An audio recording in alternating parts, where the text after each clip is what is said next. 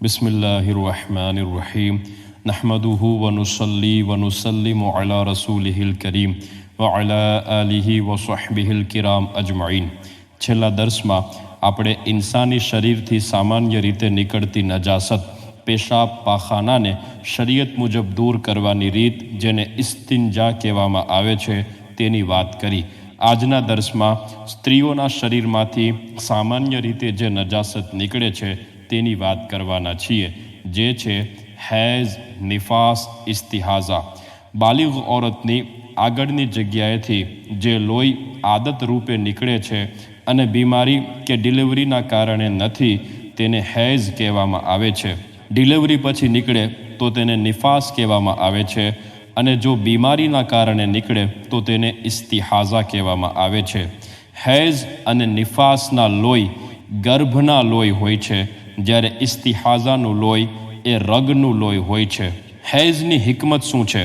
બાલિગ ઔરતના શરીરમાં કુદરતી રીતે જરૂરિયાતથી કંઈક વધારે લોહી બને છે કે ગર્ભવતી થવાની પરિસ્થિતિમાં એ લોહી બાળકના ખોરાક તરીકે કામ આવે, અને બાળકના દૂધ પીવાના સમયમાં આ લોહી દૂધ બની જાય। જો આવું ન થાય તો ગર્ભના સમયે અને બાળકને દૂધ પીવડાવવાના સમયગાળામાં ઔરતના જીવ પર વાત આવી જાય।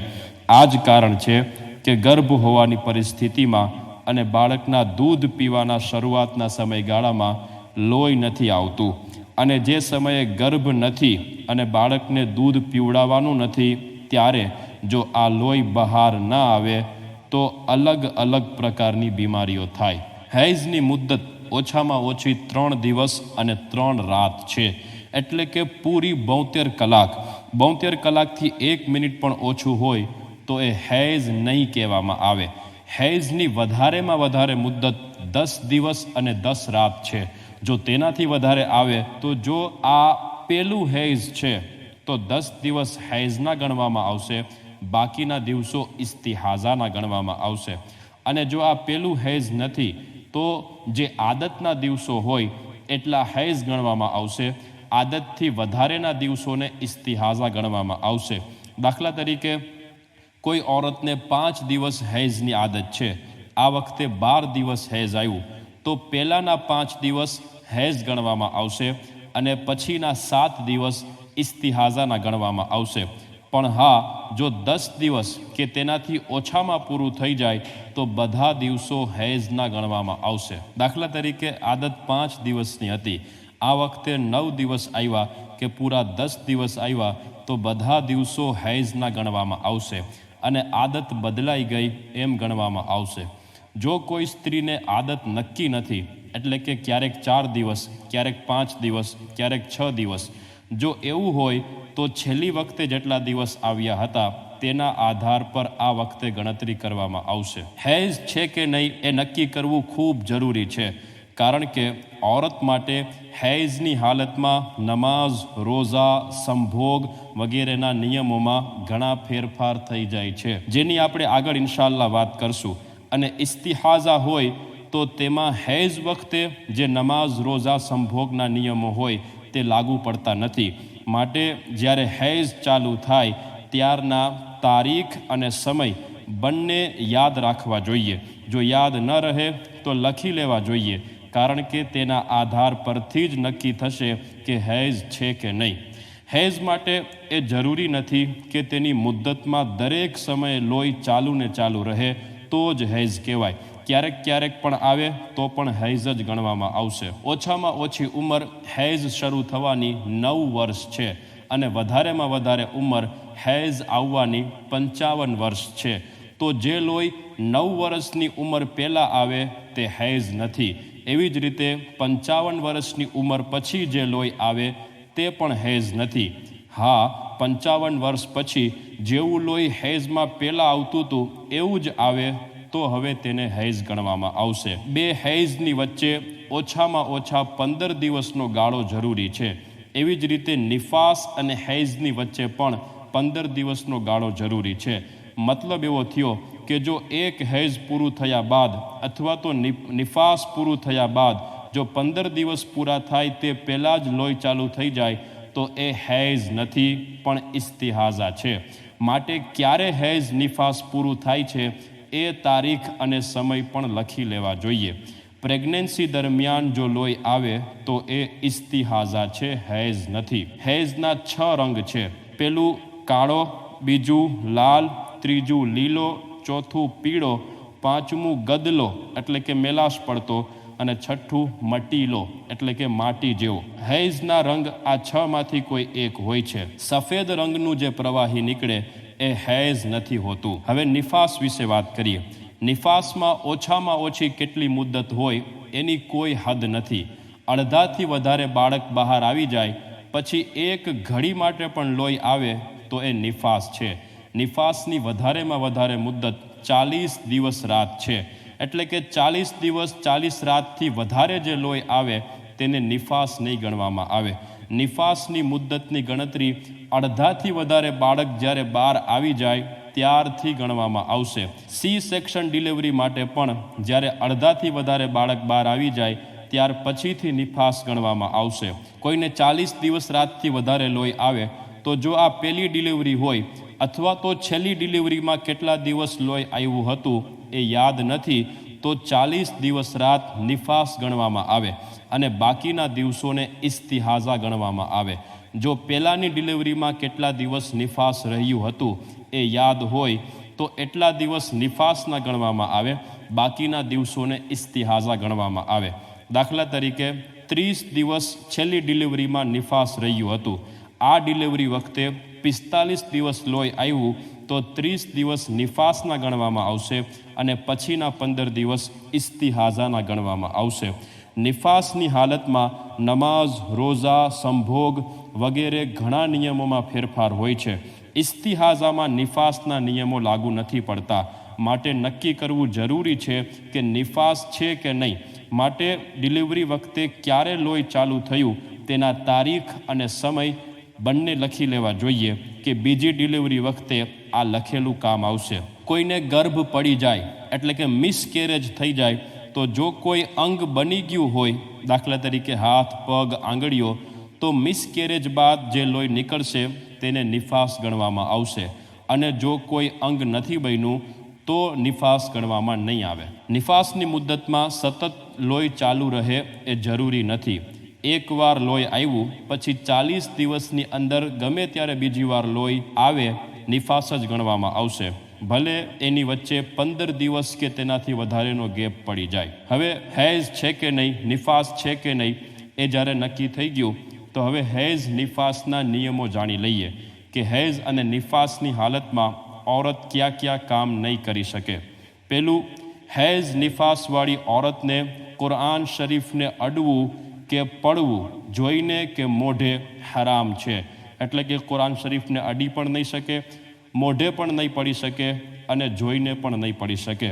કોઈ કાગળ પર કે કપડા પર કે દિવાલ પર ક્યાંય કુરાન શરીફની આયત લખેલી હોય તો એ આયતને અડવી પણ હરામ છે. જુઝદાનમાં જો કુરાન શરીફ હોય તો અડવામાં વાંધો નથી. એવી જ રીતે બીજું કોઈ કાપડ હાથમાં રાખીને પછી કુરાન શરીફને અડે તો પણ વાંધો નથી.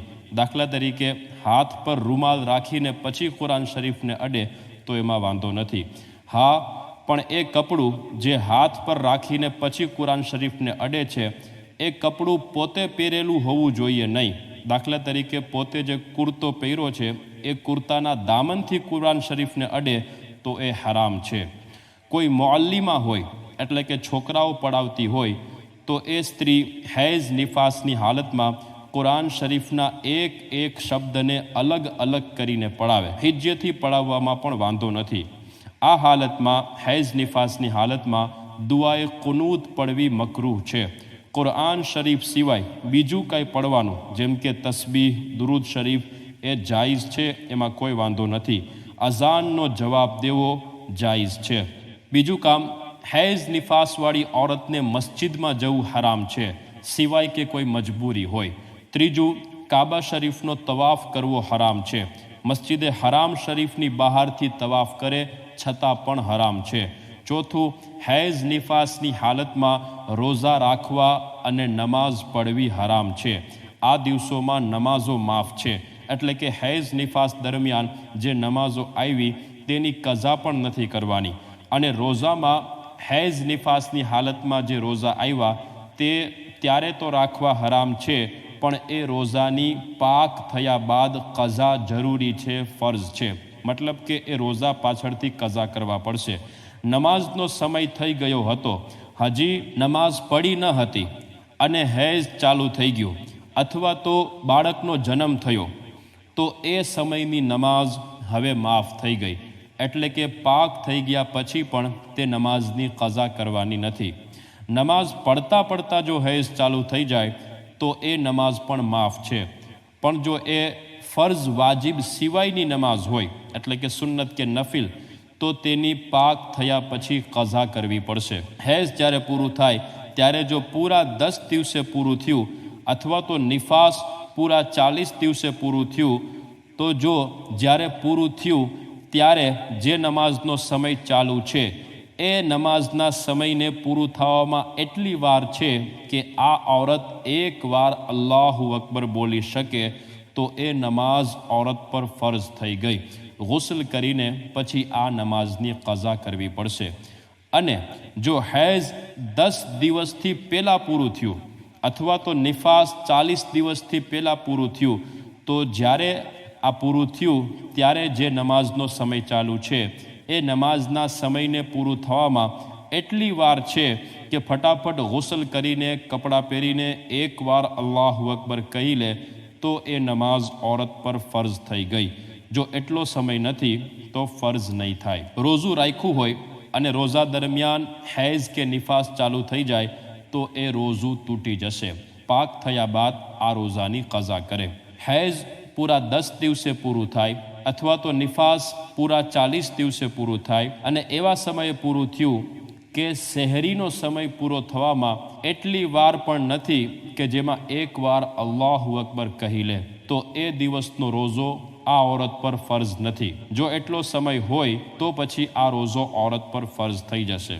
મતલબ કે એ દિવસે રોઝું રાખવું ઔરત પર ફર્ઝ નથી, અને જો એટલો સમય હોય તો એ દિવસનું રોઝું રાખવું ઔરત પર ફર્ઝ છે. પાછળથી કઝા તો જો રોઝું ન રાખ્યું હોય તો કરવી જ પડશે. જો હૈઝ 10 દિવસ રાતથી પહેલાં પૂરું થઈ ગયું, અથવા નિફાસ 40 દિવસથી પહેલાં પૂરું થઈ ગયું, અને એવા સમયે પૂરું થયું કે સહેરીનો સમય પૂરો થવામાં એટલી વાર છે કે જેમાં ગુસ્લ કરીને કપડાં પહેરીને એકવાર અલ્લાહુ અકબર કહી લે તો એ રોઝું ઔરત પર ફર્ઝ થઈ ગયું. અને જો એટલો સમય નથી તો એ દિવસનો રોઝો ઔરત પર ફર્ઝ નથી, પણ રોઝેદારની જેમ જ દિવસ દરમિયાન રહે. હા, પાછળથી આ રોઝાની કઝા જરૂર કરવી પડશે. હૈઝ નિફાસની હાલતમાં પાંચમું, સજદાએ શુક્ર અને સજદાએ તિલાવત હરામ છે. સજદાએ શુક્ર એટલે કે અલ્લાહ તાલાનો શુક્ર અદા કરવા માટે જે સજદો કરવામાં આવે છે એ, અને સજદાએ તિલાવત એટલે કુરઆન શરીફની અમુક આયતો તિલાવત કરતા અથવા સાંભળતા જે સજદો કરવો વાજિબ થાય છે એ. ઔરત પર હૈઝ નિફાસની હાલતમાં આયતે સજદા સાંભળવાથી સજદાએ તિલાવત વાજિબ થતો નથી. એટલે કે પાક થયા પછી પણ સજદો કરવો જરૂરી નથી. છઠ્ઠું, હૈઝ નિફાસની હાલતમાં સંભોગ હરામ છે. હૈઝ નિફાસની હાલતમાં સંભોગ એટલે કે શારીરિક સંબંધને જાયઝ સમજવું કુફર છે, અને હરામ સમજીને કોઈ કરે તો સખત ગુનેગાર થશે. એવા બંને વ્યક્તિ પર, મર્દ અને ઔરત બંને પર તોબા ફર્ઝ છે. અને હૈઝના શરૂઆતી દિવસોમાં સંભોગ કર્યો હોય તો 1 દિનાર, અને અંતના દિવસોમાં સંભોગ કર્યો હોય તો અડધો દિનાર ખૈરાત કરવો મુસ્તહબ છે. દિનાર એટલે પહેલાંના જમાનામાં જે સોનાનો સિક્કો ઉપયોગ થતો હતો એ, જેનો વજન 4.5 માસા હોય છે. એટલે કે 1 દિનાર ગ્રામના હિસાબે લગભગ 4.5 ગ્રામ સોનું થાય. હૈઝ નિફાસની હાલતમાં દૂટીથી નીચેથી લઈને ગોઠણની નીચે સુધી ઔરતના શરીરને પુરુષે કોઈ પણ અંગથી અડવું જાયઝ નથી, જ્યારે કે વચ્ચે કોઈ કપડું વગેરે ન હોય. ઉત્તેજના સાથે હોય તોય ભલે, ઉત્તેજના વગર હોય તોય ભલે, કોઈ પણ રીતે જાયઝ નથી. દૂટીથી ઉપર અને ગોઠણથી નીચે અડવામાં કે બીજી કોઈ રીતે ફાયદો લેવામાં વાંધો નથી. એવી જ રીતે ચુંબન કરવું કે બગલગીર થવું એમાં વાંધો નથી, જ્યારે કે વચ્ચે કોઈ કપડું હોય અથવા તો નગ્ન અવસ્થામાં ન હોય ત્યારે જાયઝ છે. સાથે ખાવું પીવું કે સૂવું જાયઝ છે. હૈઝ નિફાસના કારણે સાથે ન સૂવું મકરૂહ છે. હા, જો એમ લાગતું હોય કે સાથે સૂવામાં કાબૂ નહીં થઈ શકે અને સંભોગ થઈ જશે તો અલગ સૂવું સારું. અને જો વધારે એમ લાગતું હોય કે સાથે સૂવામાં સંભોગ થઈ જશે, કાબૂ નહીં રાખી શકે, તો હવે સાથે સૂવું ગુનાહ છે. હૈઝ પૂરા 10 દિવસે પૂરું થાય અથવા તો નિફાસ પૂરા 40 દિવસે પૂરું થાય તો પૂરું થવાની સાથે જ સંભોગ જાયઝ થઈ જાય છે. ગુસ્લ ન કર્યું હોય છતાં પણ ગુસ્લ કર્યા પછી સંભોગ કરવામાં આવે એ મુસ્તહબ છે. જો હૈઝ 10 દિવસ પહેલાં પૂરું થાય અથવા નિફાસ 40 દિવસ પહેલાં પૂરું થાય તો જ્યાં સુધી ઔરત ગુસ્લ ન કરી લે અથવા જે નમાઝના સમયમાં પાક થઈ એ નમાઝનો સમય પસાર ન થઈ જાય ત્યાં સુધી સંભોગ જાયઝ નથી. એક નમાઝનો સમય પસાર થઈ જાય પછી ગુસ્લ ના કર્યું હોય છતાં પણ સંભોગ જાયઝ છે. જો હૈઝ 10 દિવસ પહેલાં પૂરું થયું અથવા નિફાસ 40 દિવસ પહેલાં પૂરું થયું અને જે આદત હતી તેના કરતાં વહેલું પૂરું થઈ ગયું તો જ્યાં સુધી આદતના દિવસ પૂરા ન થાય ત્યાં સુધી સંભોગ જાયઝ નથી, ગુસ્લ કરી લે છતાં પણ. દાખલા તરીકે 6 દિવસની આદત છે, આ વખતે 5 દિવસ આવીને બંધ થઈ ગયા તો ઔરતને હુકમ છે કે ગુસ્લ કરીને નમાઝ ચાલુ કરી દે, પણ સંભોગ માટે 6 દિવસ જે આદતના છે એ પૂરા થાય પછી જાયઝ થશે, ત્યાં સુધી નાજાયઝ. નિફાસની હાલતમાં એ જ નિયમો છે જે હૈઝની હાલતના છે. નિફાસને આપણે ત્યાં સૂતક કહે છે અને ઓરતો એમ સમજે છે કે 1.25 મહિનો એટલે કે 40 દિવસ તો સૂતક રહે જ છે. પણ એવું નથી. લોહી બંધ થઈ જાય એટલે ઔરત પાક થઈ જશે અને તેના પર નમાઝ ફરજ થઈ જશે. જરૂરી નથી કે પૂરા 40 દિવસે જ લોહી બંધ થાય, તેની પહેલાં પણ પૂરું થઈ શકે છે.